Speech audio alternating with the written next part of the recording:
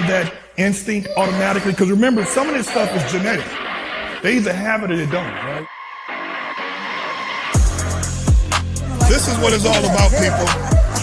Attack the boy!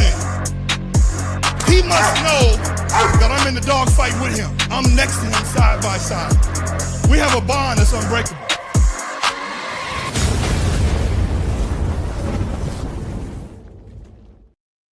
Boom! I told you. Let me call him. Yeah, that's like nice. That shit? That's nice right there. Let me know when nice right there. Let me know when you need to get it done. My boy Miles Myers. Shout out to Miles. He's really the guy that do all the magic behind the camera. I just try to make the shit look easy in front of the camera. That's right. Man, I want to appreciate you, man, for coming on. We tried to connect a couple of times. Last time I called you, were you in Switzerland? No, I'm just joking. You was like coming from Utah, wasn't you?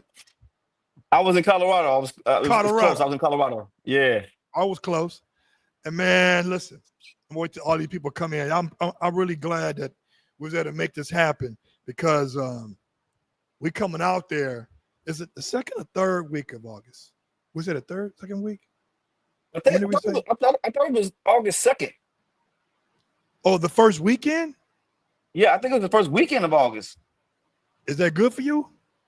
Oh yeah, that's gonna be the best weekend. Other weekends I'm out of town traveling, getting at it.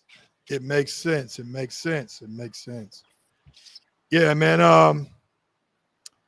I want to say thank you, Jeremy from Parfect K9. Yep. I got on the show today, people. Somebody special. I've been watching a lot of his content. He's got some phenomenal training. He's been out here training with Oscar too. I seen you on there.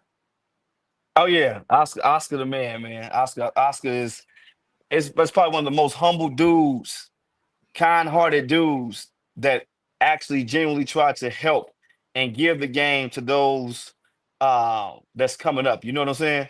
Right.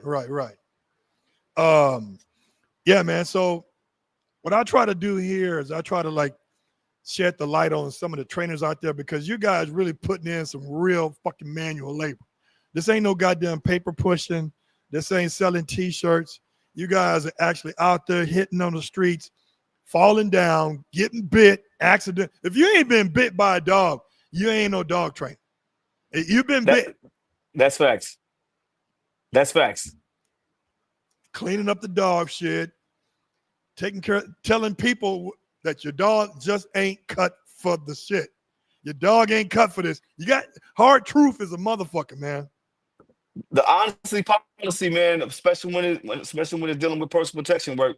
I'm not here to take your money. I'm here to help you progress, and I don't want your dog to fail you. So if your dog don't have what it takes, I'm not gonna put you in a situation and take your money. And when something happens, your dog fail you, then you can't come back and look at me and say, "Well, what happened?"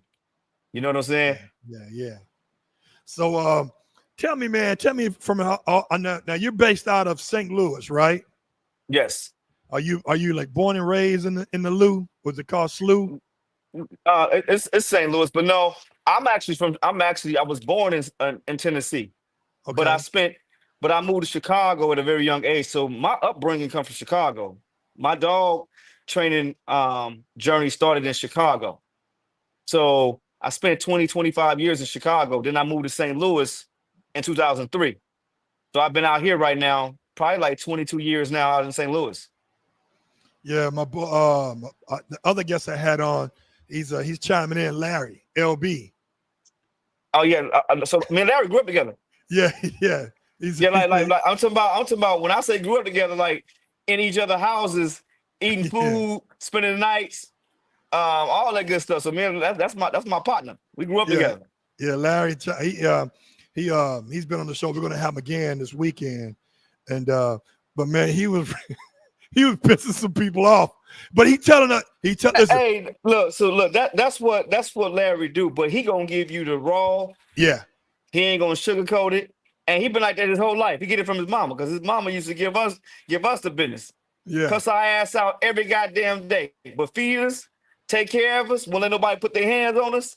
But Larry get that most definitely honest from his mama, 120%. And you know what? There's like, I think Larry was. It's almost like like the race effect. And I never talk about race or religion or sexual orientation, but I would say this. Like when it comes to us blacks, and we're both African American, both Black American, Afro American, you know, we can talk about each other. You know what I'm saying? We can say all kind of shit to each other. But I can't talk about Jewish people as far as knowing their culture. I can't talk about the Asian culture because I'm not Asian. I'm not Jewish, right? So when it comes to this dog breed, I can't speak on the XL Bully. I can't speak on Dutch Shepherds or Malinois. I'm not a part of that subculture community, right? Larry's a part of the XL Bully, so Larry can speak on it. And I can't say nothing because I'm not a part of that culture. Like when it comes to the Doberman game, I can speak on it because I've taken some motherfucking L's to know, say, hey, I know what to do and what not to do. I know what I like. I know when a dog ain't gonna be shit, and I know when a dog gonna have some potential, right? I can speak on it. But when it comes to that XL Bully game, I can't speak on it. And Larry spoke on it, and some people were butthurt.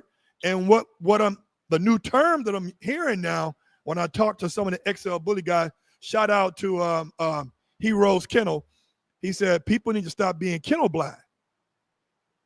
He said you need to know like what you need to improve on your shit and not be kennel blind and think that your shit gonna work out by itself. You got to make some changes, right?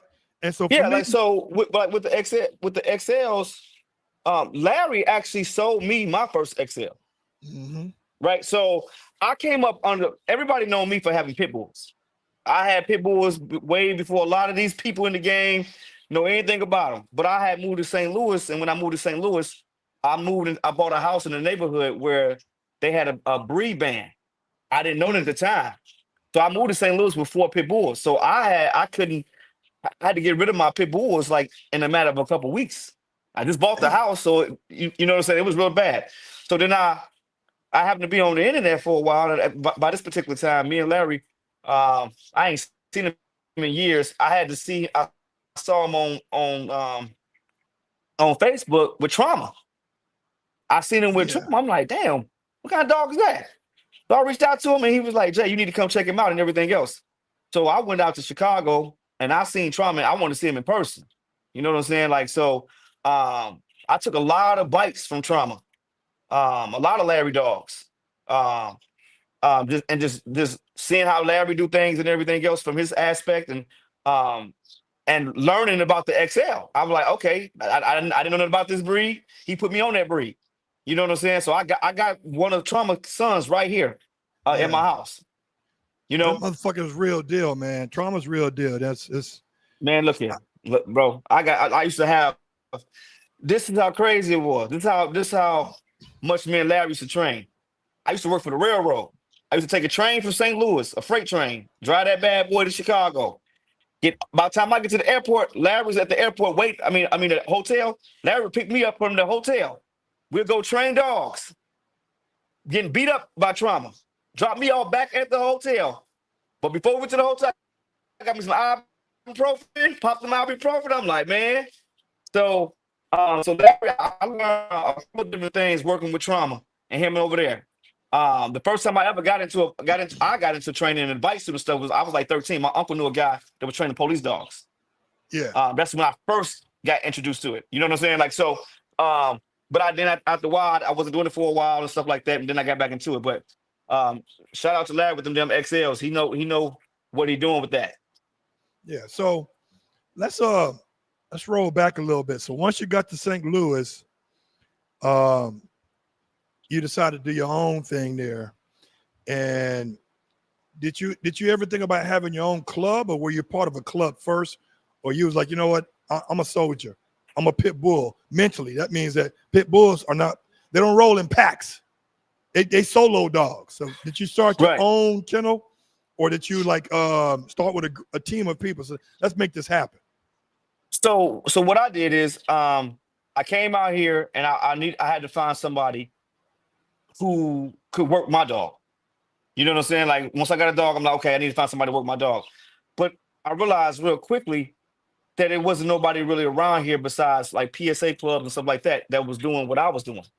So I'm like, all right, so I need to come up with something else on my own. So I grabbed a couple of dogs, and then I decided to start training some people, which is now my business partner Marcus, and a couple more guys that I got with me now.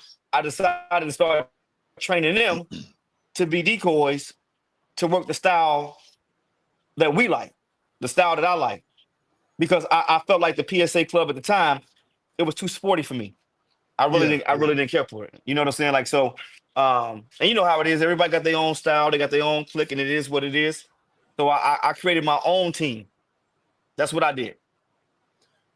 When you talk about style, are you talking about style as far as like I know one club out here started a sport called Street League. Okay, all different type of scenarios. Mike Jones. Yeah, all kind of crazy shit cracking.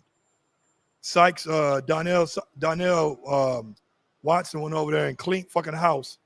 He won all the money when they had the first trial or second trial. But needless to say, the Street League has its own different type of scenarios. Is your style of training like geared towards PSA, or is your entry level geared to your entry level of your style is towards a PSA 3, which is a higher level? Because I notice some of your training I'm seeing is like it's some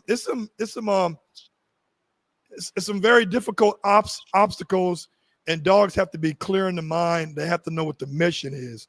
And with the entry level PDC, that's bullshit. That's everything on a leash. You know, that's nothing. But what is your style of training basically in a nutshell? My style of training is to keep it real simple. Is I like a personal protection dog first and foremost. I don't care what it's doing. I don't care if it's doing PSA. I don't care if it's doing K9 Street League. I don't care what it's doing. And I keep it real simple. Like, okay, like in PSA, they raise their arm to feed the dog the bite. Right? They give a presentation. Right? Cool. Great for the sport. My dogs, if you raise your arm, they'll take your arm. If you don't raise your arm, they're gonna take something. So that's my style. And they not that's what I like. I like my dogs to be, when I let them go and I give them the command to bite, they're gonna bite you regardless of what you do. It don't matter. So to make it all to even make it a little bit more simplified, I train my dogs to be committed to biting. Meaning no matter what you do, unless you put a bullet in them, they're going to come and bite you. Period. Now, speaking of dogs, because I notice, and I can only speak on Dobermans, right? A lot of them are not built to do protection work on certain levels. And a lot of them don't have the nerves. It's the nerves, right? What I'm noticing with your dog, with LB's dog, with Matt's dog, shout out to Matt Rogers at K9 Matt, is that they have some bit of a terrier in those dogs, right? My question is, what's your favorite dog to work with when you're working all those different scenarios, and why that particular breed? Give me a pit bull. I'm rolling with a pit bull. I'm rolling with pit bull 7 days out of the week. I especially with my style of training. Right. Now you see what I'm saying? Now, if I was doing like PSA and I'm trying to get to the higher levels and everything else, I'm gonna grab me a herder. You know what I'm saying? I got a couple of them now, right? They geared a little bit more to me, in my opinion. It's a little bit easier to train them for that. But when it comes to that, I like that bulldog because, one, you get the right bulldog that's bred right and it has the right genetics. You're gonna get the gameness, you're gonna get the pain tolerance, you're gonna get that will on its own that you ain't got to build. It's there already, right? And you're gonna get that tunnel vision of when he's turned on towards that man, he coming. You got to put something in front of him to stop him. He coming. So that's why I roll with him. I'm gonna roll with him all day long of the week. So I've noticed now, you know, I watched a lot of your clips. Some of them have went viral. Some of them have not went so viral. But to me, most of them, if not all, have some good substance. So if I share my screen and I show you a clip, And I want you to explain the scenario and what you was trying to achieve with the dog, okay? So I want to show you this right quick. Hold on for a minute. All right. Share screen. Boom, boom. Oh, this one I love right here, dog. All day. Oh, that's my boy. That's Bandit.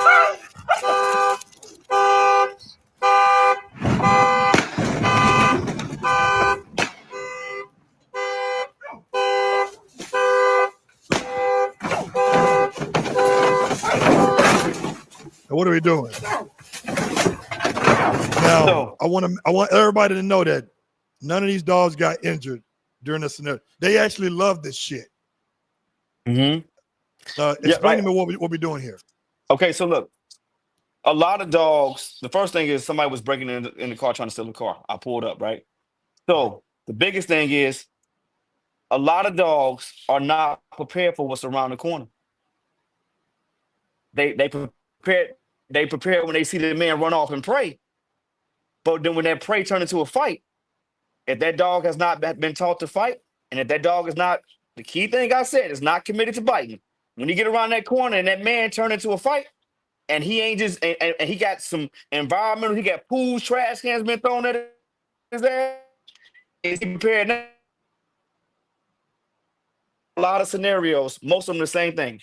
They send the dog on somebody, either they stand there and let the dog bite them, or it's the same thing. The man is running away. But in this scenario that I'm trying to create and I'm trying to show to the public, the dog is prepared for no matter what goes on around that corner. He's already mentally prepared for a fight.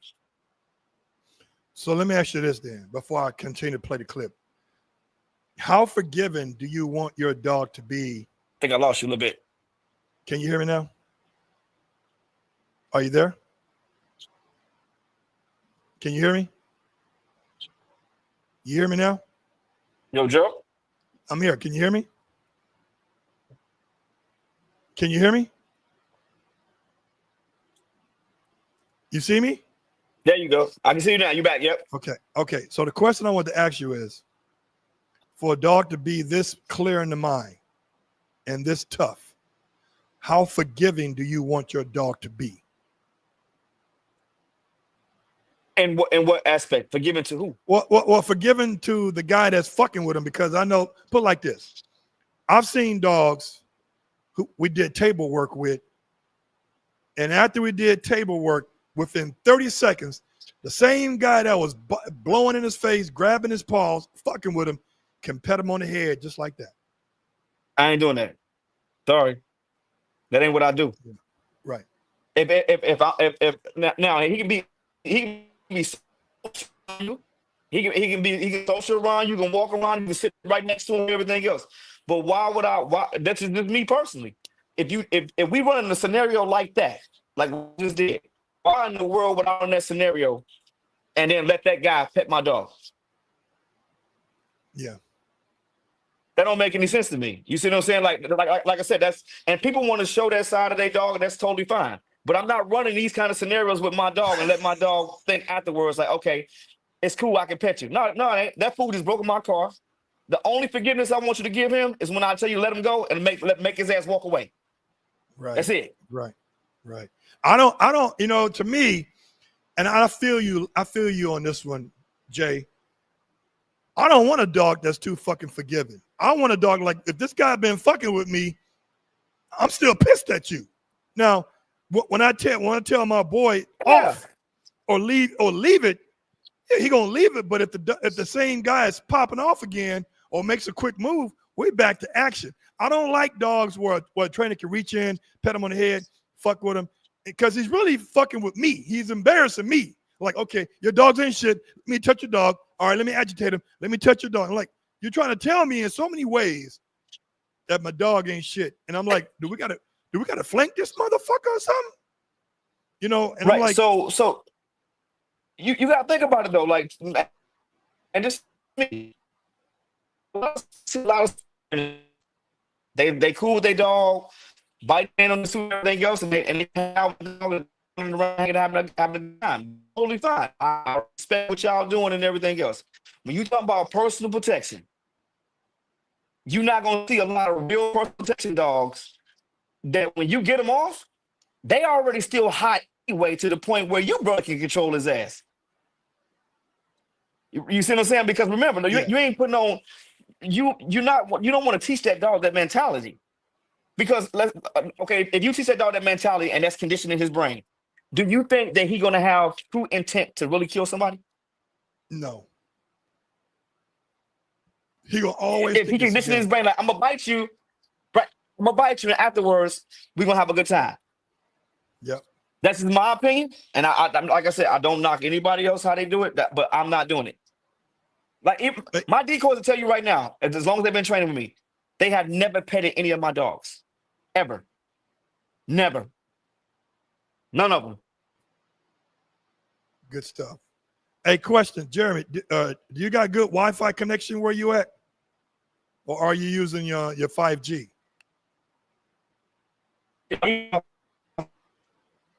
Hold on. Hold on. We got a little technical difficulty. I promise you guys, it ain't my shit. Yeah, let's get somewhere we get some good signal. Let's get somewhere we get some good signal.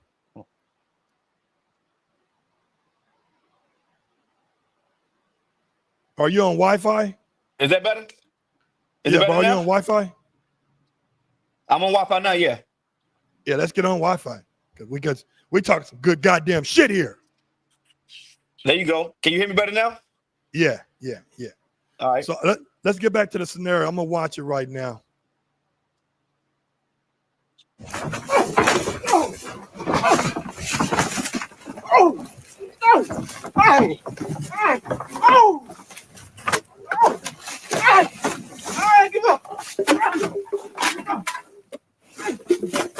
Hey man, stand your ass up. Get up. Stand your ass up. Bandit! Transport. Walk your ass back. Transport. Bring your ass in the light. Transport. I'm done, man. Transport, good boy.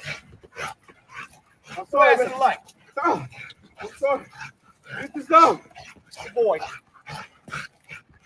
Now stop. Don't fucking move. Okay, man. I'm done. Turn around. Now this transport scenario, how many times have you ran it? Oh, I ran it quite a bit. I ran it quite a bit because it was hard for me to teach it to him because he was so hot.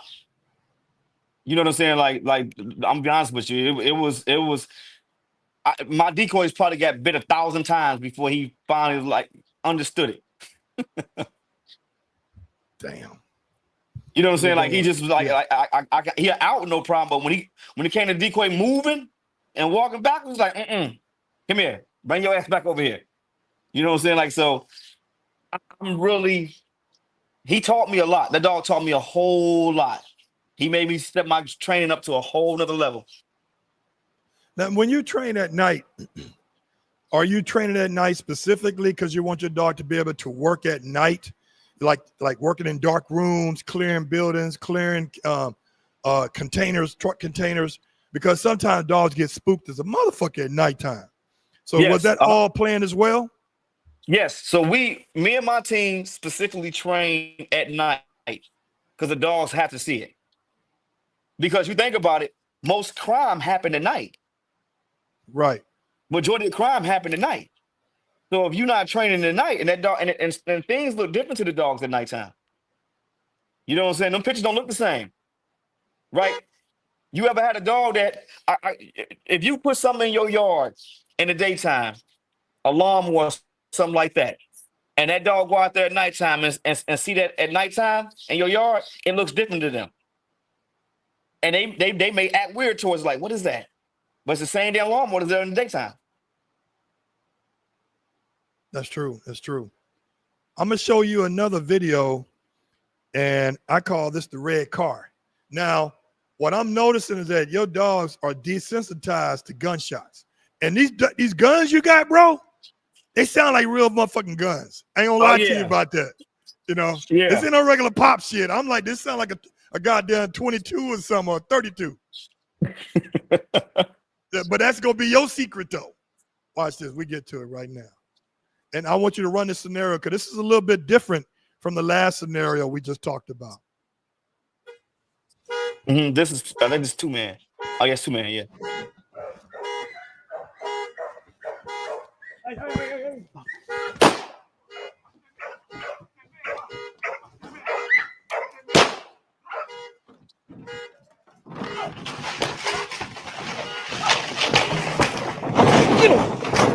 Get off of!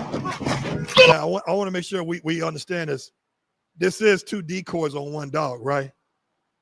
Yes, sir. Okay. I just want people to know Right. that. So Go ahead. we got 2 decoys on 1 dog. Got 2 people trying to steal a car. Okay. Again, it goes back to I'm trying to show people when a dog is truly committed to biting and he's prepared for the fight that's around the corner. And when he get there, when he's committed to biting, whatever he grab onto, you're gonna need a bullet to get him off.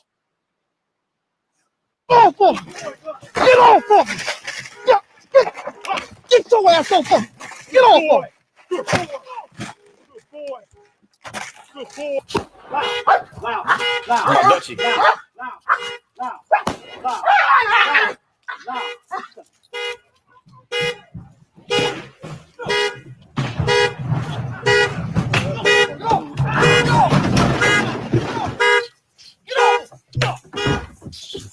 No! You know what I like about that part too? People have to really pay attention. What I like about that part is motherfucker was grabbing the back of his leg Mm-hmm. and he still stayed on his ass.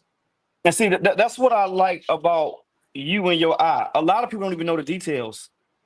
They see it and they be like, "Oh, my dog can do that." No. You think you can, but now you just showed 3 different dogs out of my club. That's 3 different dogs. And what I want to point out is the training is consistent. All the dogs in our club get down like that. You know what I'm saying? Like you got some people like when you they'll pull up somewhere and they want to give you instructions on how to work their dog. They want like, hey, yeah, you know, what kind of scenario? Or they asking all the questions about the scenarios. I don't do that. All I say is, don't kill my dog. Do what you want to do though. Go ahead. You know what I'm saying? Now, if I know you're not like if I know that you out here trying to get likes and your ego in the way, and you'll do more to hurt the dog than anything else, because at the end of the day, it's a test. It ain't out here trying to break nobody's dog, right? But I ain't one of those that pull up and ask no questions. Just Right. tell me tell me when to point and shoot. Let's go. Let's run it. Let me ask you this. So I noticed that you like people think that I love it when people say, "Oh man, my dog's father's a police dog." What does that mean? I'm like, the dog has no shut off. Dog can't out. What does that mean that he's a police dog? Because for a long time now, I've been seeing a lot of police dogs, man. And I go back to LB's dog. He made the whole department look like shit over there when his dog was doing more shit that them dogs can do in one scenario. Like that dog was escorting and transfer biting and all this other shit. And the motherfucking police dog don't have no shut off. I've never seen a police dog out. I've only seen police dogs like they had to be pulled off. They had to be choked off. So I'll let you elaborate. Most police dogs are absolutely trash. And I'm going to tell you why I can say that. I've been working with police departments for many, many years. Yeah. Trash. Some of them shouldn't be on the damn street. I'm going to be honest with you. They absolutely trash. So I don't, and anybody can get, they can get in their feelings about it. I'm speaking the truth. I'm in it. I work with the police departments. I know for a fact. 100, and then that's just the reality of it, because you know who the police decoys are? Police officers. That's who most of the police officer K9 units, most of their decoys are fellow officers with no experience, just put on the suit and taking bites. Talk about fucking a dog up and jamming his ass. Talking about not preparing that dog for real life. Correct. Right. And then you see these videos of the dogs running from ladders, not engaging, biting people when they're supposed to. Biting the their wrong own person. Damn handlers. Yep. Biting their own handlers. Yes. I remember when I went to a personal protection seminar with Oscar Moore, him and Chris Sykes, and Oscar said, "Your dog is supposed to pop off when you say pop off. He said I can pop him off on you, and you, right? You shouldn't have to bring out a toy and do a motivational speech for the dog. You be like, watch him. He's supposed to be on him. He's supposed to know which one to fucking get." Now, another one of my other little favorite videos, I said, damn, there 3-4 people surrounding you with 3 or 4 different decoys. They had all different type of distractions. I want you to explain to the viewers what we're about to see. And this is this one right here. And tell me what was your ultimate goal with your dog in regards to this scenario. Let me run it. Mulligan! Mulligan! Mulligan! Woo! Mulligan!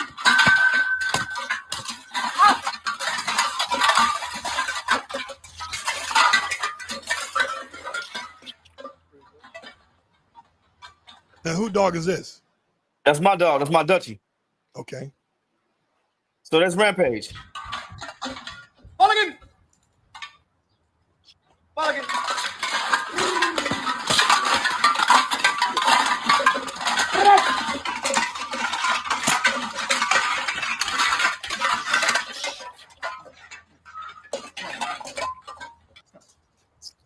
Oh man, dude, that was hard. From a short distance, he launched real good from a short distance. That's a real good launch. Yeah, he got some thump on him. So I'm actually preparing him for PSA, right? So I'm teaching him decoy neutrality. Like no matter what's going on, you need to stay focused on me, right? So I'm teaching him decoy neutrality because I'm trying to get him to a higher level in PSA.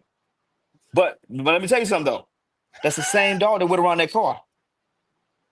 No shit. Yes, that was the Dutchie that went around that car. What was the Dutch name? Culligan? His name is Rampage. You were saying Culligan. I was saying Fulligan. That means heel. Okay. Yes. Okay. Right. But that's the same Dutchie that went around that corner for that car. So I teach that first. Remember I said personal protection first. But if you show him a pocket, he'll take it. But if you don't, and you're around the corner with pools and everything else, he gonna bite your ass somewhere. So let me ask you this. So most of the clients that you have, and I noticed, listen, you got some great clients because I see you going out of state.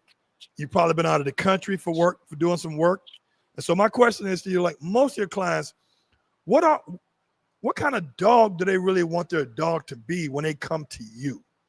Because not everybody has not everybody's dog is built for what you're trying to get them dogs to be or the best they can be. So what kind of clients are coming to you and what kind of work they're looking to get out of the dog? Most of the people that I train with, I've been training with some of the same people for like 5 or 6 years now. A lot of them want my style in their sport dog.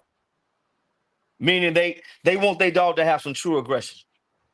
They don't want it just out here biting all in prey, they having a good time and everything else. They want the dog to have some true aggression, right? So a lot of them want what I bring to the table as far as that. You know what I'm saying? There's a lot of people out here that's doing it. I just got a different style of flavor the way I do it. Okay. So a lot of people I travel to, they French ring people, Mondio people. You know what I'm saying? But some of the dogs are a little bit softer or whatever the case may be. So they wanted me to help their dogs have a little bit more intensity, a little bit more aggression. How do you achieve that? It's because some dogs have it and some dogs don't.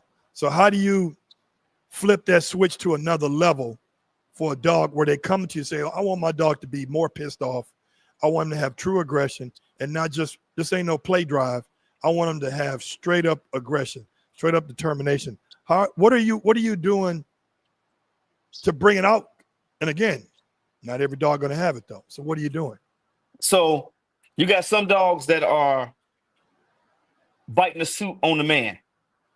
And you got some dogs that's trying to bite through the suit to get to the man. I'm teaching they dogs to bite through the suit to get to the man. You see what I'm saying? I'm gonna say that again. You got some dogs that's biting the suit that's on the man. And you got some dogs that are trying to bite through the fucking suit to get to the man. They want the real thing. They want the real thing. So I'm just teaching that dog, this suit is in your way. The ultimate goal is the flesh behind that man, behind that suit. So a lot of sport dogs, they just bite in the suit because it's in the man. Oh, it's on the man, right?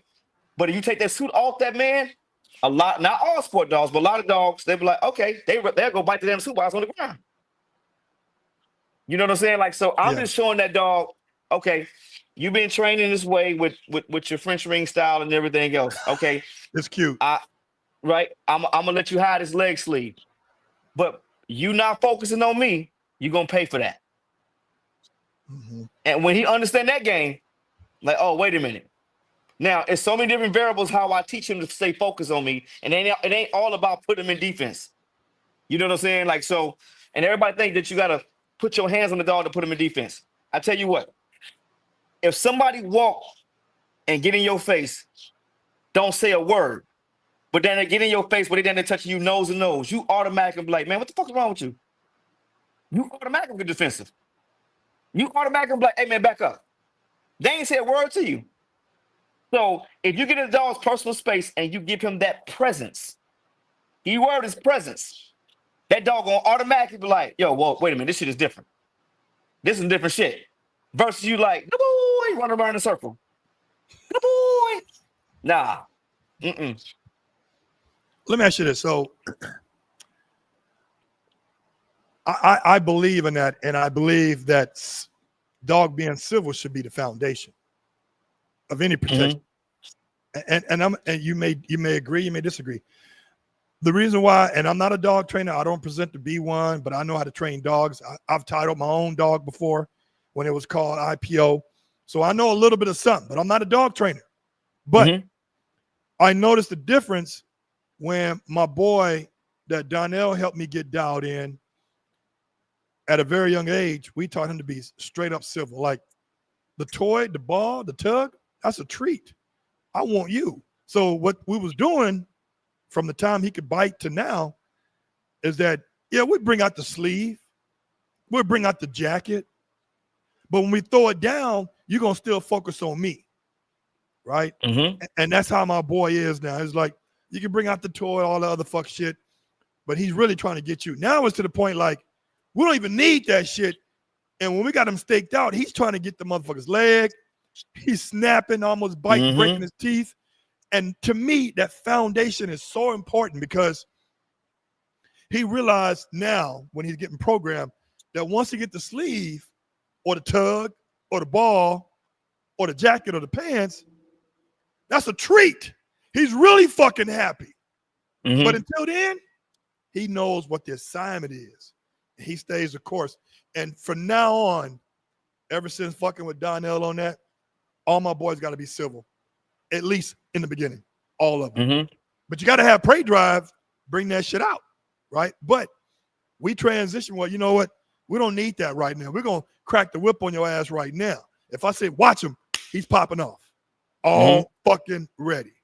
And again, I think that's a great foundation for young dogs. What do you think? I think it all goes back to what do you want? If you want a more civil dog first, absolutely. But you got I cater to.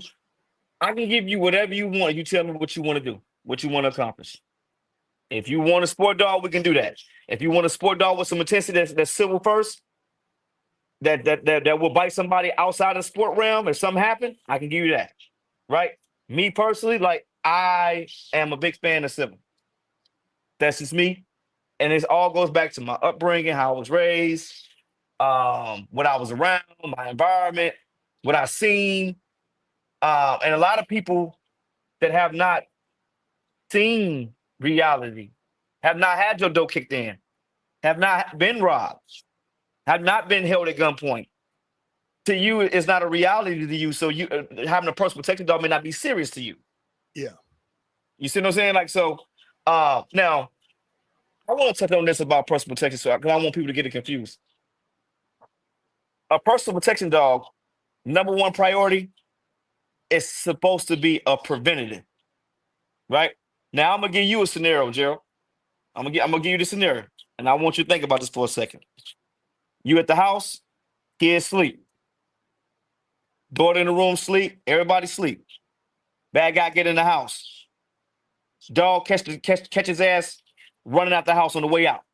Caught him, you get up, put your gun to him. Police got there, everything went well, right? No, the guy got in the No, he house, got in the house. Yeah, right? Right, you caught a nigga slipping right there. Hey, right. first of all, I should have went down. So you know you fucked up, right? So how it should have went is that as soon as that dude started shaking on my fucking door, my dog signing off. Go ahead. So for the audience, I'm about to break this down to you. Prevention is always better than apprehension, right? If you have to deploy your dog, if your dog is apprehending somebody, that means shit has already hit the fan, right? Now that guy got in the house. That ain't gonna happen. He was right. But he got in the house. And your dog caught him at the front door, right? Now you caught him, you put a bullet in him, and he's going to jail. But your daughter just got raped. Yeah. So he didn't do what he was supposed to do. Correct. He apprehended. Listen, right? that So dog. apprehended.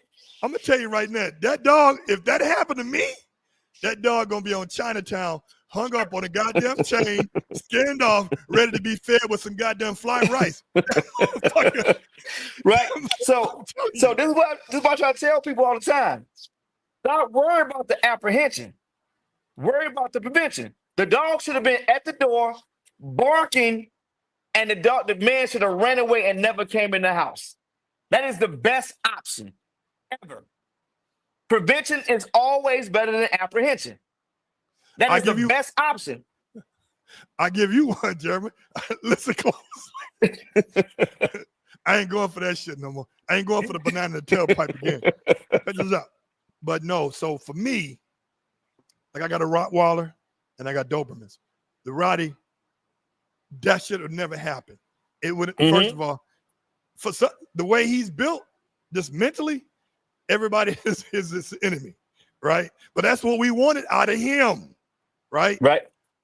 But the dog is supposed to give me that 3 or 4 seconds to go in my nightstand and pull my gun. There you go. That's all I need. Give me 3 seconds, because I don't do all that. Where's the goddamn combination and put my thumb on the fuck that. My gun is readily available. It's readily available. When I was a cop, I learned this, like, my gun is my friend, right? So I'm like, that gun is readily available. I don't have no little kids want to play with it. And I have a 357 snug nose revolver. So I can do 357s. I can do 38 bullets. So it's like, you have to fucking want to squeeze the trigger to play with it for it to work.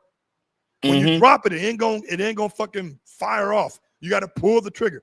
You give me, bro, 5 seconds. You know what? All I need is 3.4. And if a nigga let me calm down. If a dude want to come in the house, he needs to realize that some of his vascular veins will be torn the fuck open and flesh will be going out the other side of his leg or his ass, because whatever I shoot, you tried to come in my house you came in my house with intentions on, I may have to kill somebody. Well, you come in my house, just understand that you're going to have something amputated in a matter of seconds, because that right there, man, is like, and people are like, oh my God, I don't like guns. Well, you know what? You got a dog? No, I have my bat. Okay, you can hit me one time with a bat, I'm going to still come at you. You get one to swing. Yeah, I give you one chance. Yeah, so prevention is always better than apprehension, right? So what are the ultimate components of all that? Okay, my dog prevented something will happen. Now, when you got a dog that's a good deterrent, a lot of dogs fail their handlers in the real situation because they wasn't prepared for a fight. Right. You know what I'm saying? Like, so it may engage and it popped off. It wasn't used to somebody that was high on meth fighting their ass back. That's true. You know, and why do dogs run? There's only 2 reasons that dogs get ran: is man pressure or environmental things. That's it. You think about it, like there's only two reasons. Like you can have a dog that's all about you, but you raise some can curtains, a bat, or umbrella, and a dog like, what the fuck is that? So the only two reasons they get around is man pressure or environmental pressure. That's it. Yeah, you know what Matt said when I had him on the show? Matt said to me, he said, having all these titles and shit is cool. He said, but it ain't shit if you take your PSA three dog to Home Depot and the door is open and your dog is like, what the fuck is that? He's spooked. Yeah. So my other question is then, how socialized do you want your personal protection dog to be? This is social to me. I'm walking through Home Depot. That's a nice dog. Thank you, ma'am. Don't touch him. I don't want nobody touching my dog. If it ain't my intermediate family, my daughters, my mom, my brothers, nobody. Why do I have dogs for that, but not my personal protection dogs?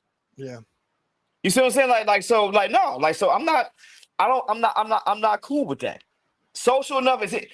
I got dogs that can be laying around in the restaurant and watch everybody, won't bother nobody and everything else. But if a bar fight kick off, you better get the fuck back. You know what I'm saying?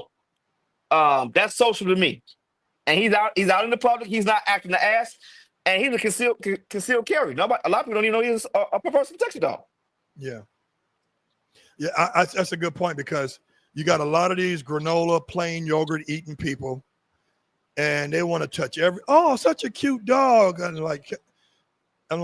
they accidentally pet the dog without asking me, but my dogs don't roll that way. So I literally stand back and say, hey, they said, can I pet your dog? I said, you know what? He's in training. Yep. And on the flip side of that, man, I'm going to say some of the trainers, man, I know one, I ain't calling his motherfucking name out, but he take his personal protection dog and it's probably a PSA 2 or 3 dog. And he takes him on the plane with him. Now, how do you feel about personal protection dogs flying on a plane for 4, 5, 6 hours? And the fucking seats are like this, right? Mm-hmm. You got a row of 3 seats. This dude ain't paying for no first class. He's probably flying Spirit. How do you feel? I'm telling you, man, I can't make this shit up. This motherfucker flying Spirit, I don't give a fuck. When he talking about he's paid $99 round trip, motherfucker, you flew Spirit. But my question is, how do you feel about your personal protection dog flying in coach with you? Do you approve of that or disapprove of that? I personally think if the dog is well trained and he is able to do that, I don't see nothing wrong with it. Because he should be able to protect you no matter what the environment is. That's my honest opinion. Now, we got some dogs that don't need to be on planes. I'm gonna be honest with you. Like I don't even know how this motherfucker made it through TSA. Right? I seen dogs myself that was going on planes. They barking and people in the line and shit. Unstable ass dog. People got to get back. How the hell he get on the plane? And you want to slap a service dog vest on his ass? There it is. eBay, baby. $10. What? $10, goddammit. Like, what's going on? So I think if you got that skill set where you can have that dog neutral, where he can control himself, and he's totally fine until you say so. But I also think it should be some rules. Like, if you flying with your dog, you need to buy an extra ticket for some seats and don't have nobody sit with you. That's my honest opinion. Well, he ain't doing it if he flying Spirit, but yeah.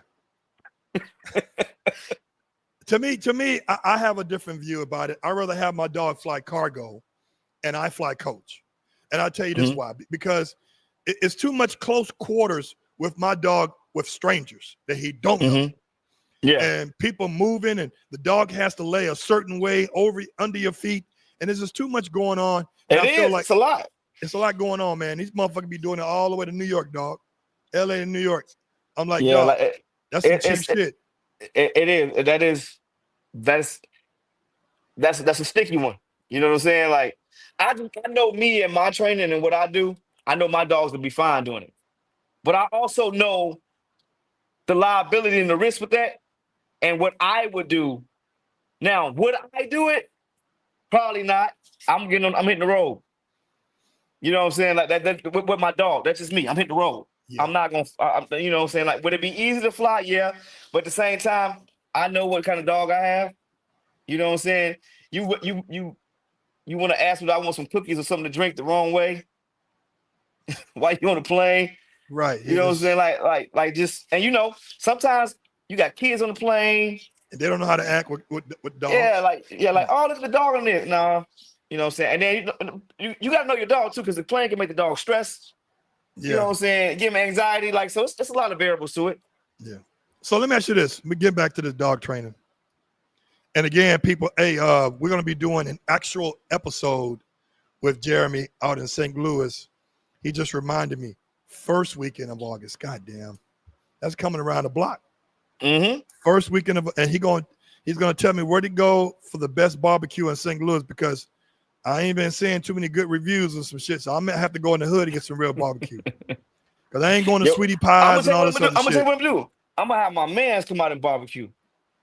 That's what I'm talking about. Yeah, I'm gonna have my man come out and barbecue. He get busy.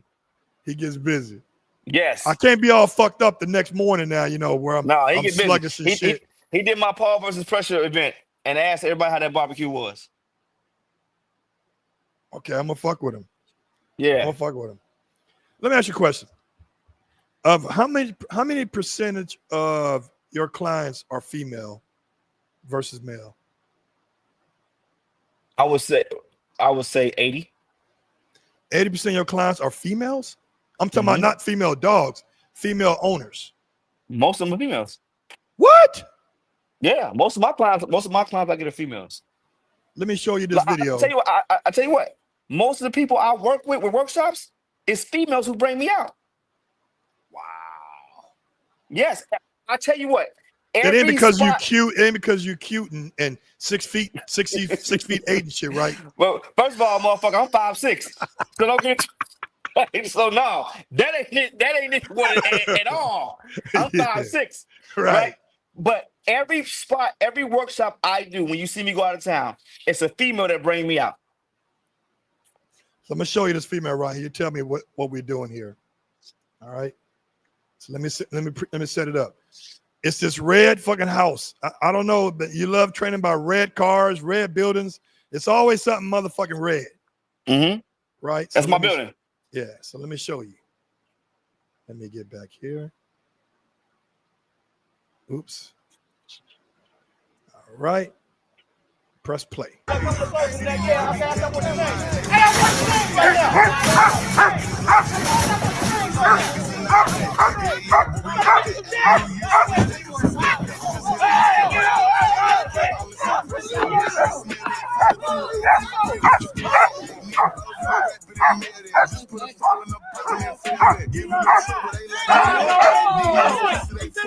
Chicago and New York, you ain't ordering nothing. Now you think you're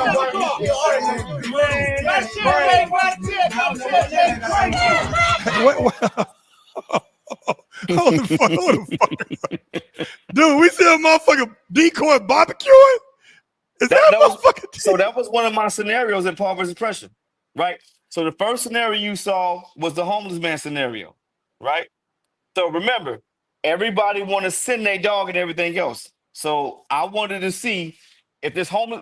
First of all, the shopping cart is a distraction in itself. A lot of dogs like, yo, what the fuck is that shopping cart? Environmentals, right? That's one. Yeah. Okay. A lot of people, when I hit the dog with the trash can, boom, and they dog bite me, they let the fucking leash go. Now you let the leash go, you got 3 other homeless people that attacked your ass. Now how you gonna get your dog back? So you supposed to always keep your gun with you.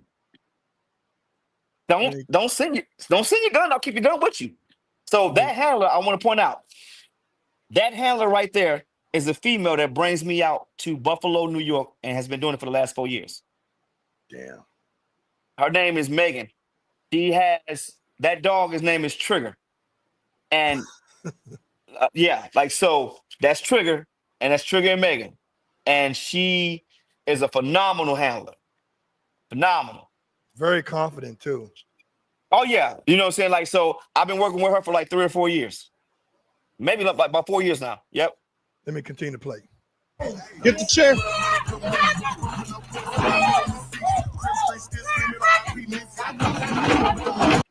Now I love that. She said she had a command. She screamed and she had a command, and he get off of one decoy and got right on another one. And the first decoy had a fucking chair in the front of him. Mm-hmm.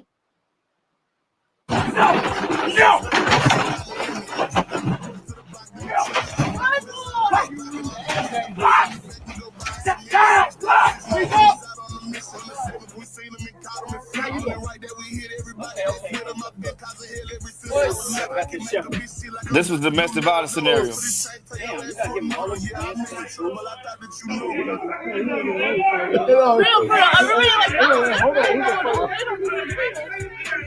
So all the commotions going on.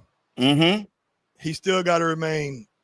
Yeah, because like it's people arguing that has nothing to do with him. Right. Absolutely nothing to do with him.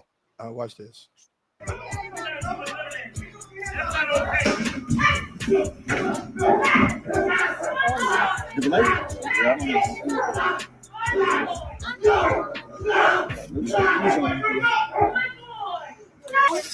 No! New York is not welcome over here. He said New York is not welcome over here. That motherfucker's killing me with it. Watch this. Now hold on. People didn't miss that. So what I noticed, there was a sleeve in there, Jeremy. In that. Well, we got sleeves. You look at that damn deer right there. Yeah. That's a deer right there. See that? That's a deer. You got a deer. You got smoke. You got air horns. You got water. All environmental things. He's desensitized to that. Right? So remember. I'm listening. Everybody assume that somebody's going to sit there and let your dog bite them. We making it hard. And remember, I keep saying the key word. Is your dog committed to biting? If he's truly committed to biting, ain't none of that shit gonna stop him. You said go.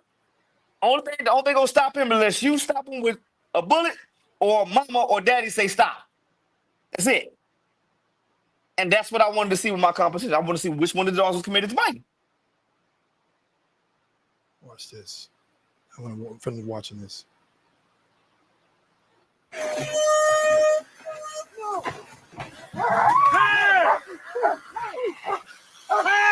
It's three decoys in there. Yeah.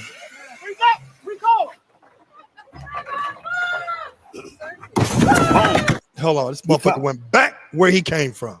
And it was another guy attacking her. Look at this. Look at this.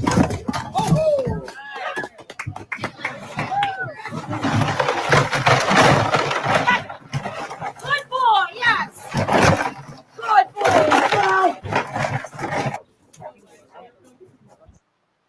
I ain't gonna lie, man. It's to me. I used to go to this trainer called Wolfgang, right? His name is Wolfgang. Wolfgang Radar. He's a German guy out here. And every time we come to training, we doing something new. It's a new scenario. No to Judder. We're gonna do something new. And I think that within your club, you guys are always coming up with something new and challenging for the dogs. Yes. I try to create real scenarios, right? Real scenarios for the people, but also too, when you leave one of my events or you leave one of my workshops, I leave you thinking like, damn, that makes sense. That make a lot of sense. And you know what don't make sense? You talking to me in a room that's dark. Okay, let me fix that. Hold on. It just got dark. Hold on. Hold on.